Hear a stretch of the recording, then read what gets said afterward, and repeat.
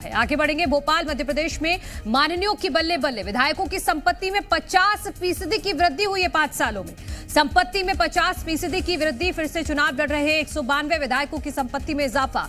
ADR की report में विधायकों की संपत्ति को लेकर यह बड़ा खुलासा हुआ है। विधायकों की औसतन संपत्ति 17 करोड़ 81 लाख पार गई है। पिछले 5 साल में रतलाम से बीजेपी विधायक चेतन कश्यप की संपत्ति में सबसे ज्यादा बढ़ोतरी हुई है।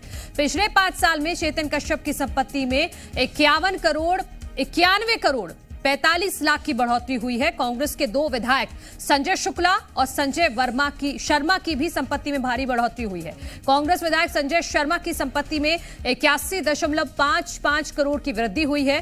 कांग्रेस विधायक संजय शुक्ला की संपत्ति में पिछले 5 साल में 77.47 करोड़ की बढ़त हुई है। तो ये ब्यौरा हम आपको बता रहे हैं कि किस तरह से जो विधायक हैं उनके संपत्ति में वृद्धि पाई गई है। 17 करोड़ 81 लाख पाई गई है जो बढ़ोतरी है पिछले 5 साल में। रतलाम से बीजेपी के विधायक है चेतन कश्यप, उनकी संपत्ति सबसे ज्यादा बढ़ी है। पिछले 5 साल में चेतन कश्यप की संपत्ति में 91 करोड़ 45 लाख की बढ़ोतरी हुई है।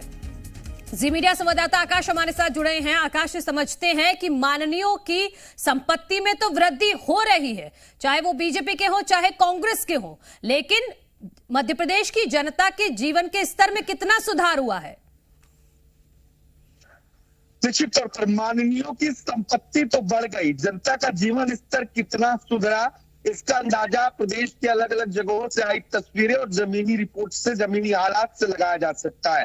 दरअसल एडीआर ने 192 ऐसे विधायकों के संपत्ति का अध्ययन किया है जो इस विधानसभा चुनाव में दोबारा चुनाव लड़ने जा रहे हैं। यानी कि 2018 में भी चुनाव लड़े थे, अब 23 में दोबारा चुनाव लड़ने जा रहे हैं। ऐसे 192 विधायकों में की जो संपत्ति है, संपत्ति 50% तक बढ़ी है। इसमें मुख्यमंत्री शिवराज सिंह चौहान, पीसीसी चीफ कमलनाथ का भी नाम शामिल है।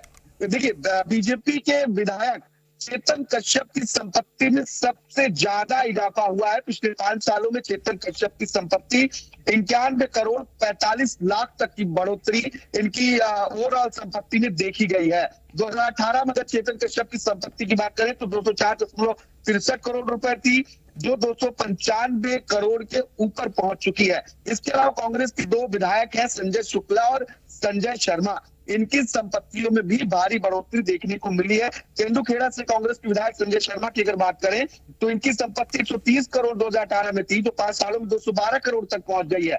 अब वही अगर हम मुख्यमंत्री शिवराज सिंह चौहान की बात करें तो 13% तक इनकी संपत्ति बढ़ी है। कमलनाथ की बात करें तो इनकी संपत्ति 9 करोड़ रुपए तक बढ़ी है और वार्षिक आय जो है वो 1 करोड़ 94 लाख 68 हजार तक पहुंच चुकी है।